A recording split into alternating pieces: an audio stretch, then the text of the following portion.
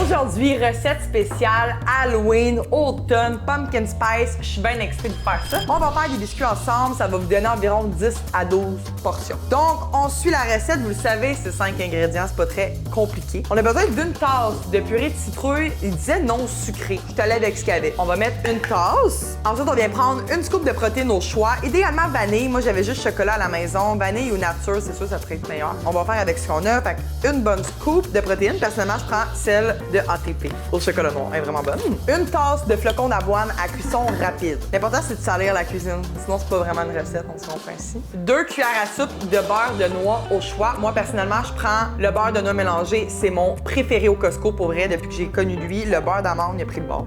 Et 2-3 cuillères à soupe de pépites de chocolat noir. Donc ça, je vais y aller un petit peu plus salé.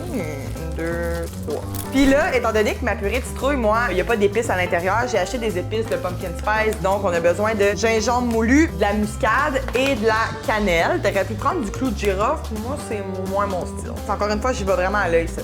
Je peux que ça soit pas bon. C'est pas facile d'essayer. Un petit peu de gingembre moulu, juste pour dire, parce que ça goûte quand même pas mal. Et un petit peu de muscade, comme ceci. On vient brasser et on se revoit dans 2 petites secondes. Puis j'ai décidé de rajouter un petit peu de stevia aussi à l'intérieur, étant donné que la purée de citrouille, elle est très neutre, elle goûte absolument à rien. Pour donner un petit goût sucré, moi, je suis un petit peu sucré dans le. Donc là, on est rendu à l'étape de faire des petites galettes. Donc, ça nous a donné une belle texture, honnêtement, je suis bien contente. On fait des petites boules comme ça ici, donc on va venir les tendre. Puis sur le dessus, je vais venir mettre d'autres pépites de chocolat. Ça dit de préchauffer le four à 180 degrés, donc 350 Fahrenheit. Donc, un truc que j'ai vu pour faire des belles galettes sans te saler les mains, tu mets un petit peu d'huile. Moi, je prends celle-là ici, l'huile de caméline au beurre, vraiment bonne. Puis tu prends un endos de tasse, puis là, tu viens faire les petites galettes. Moi, est-ce que les galettes vont être égales? Pas du tout.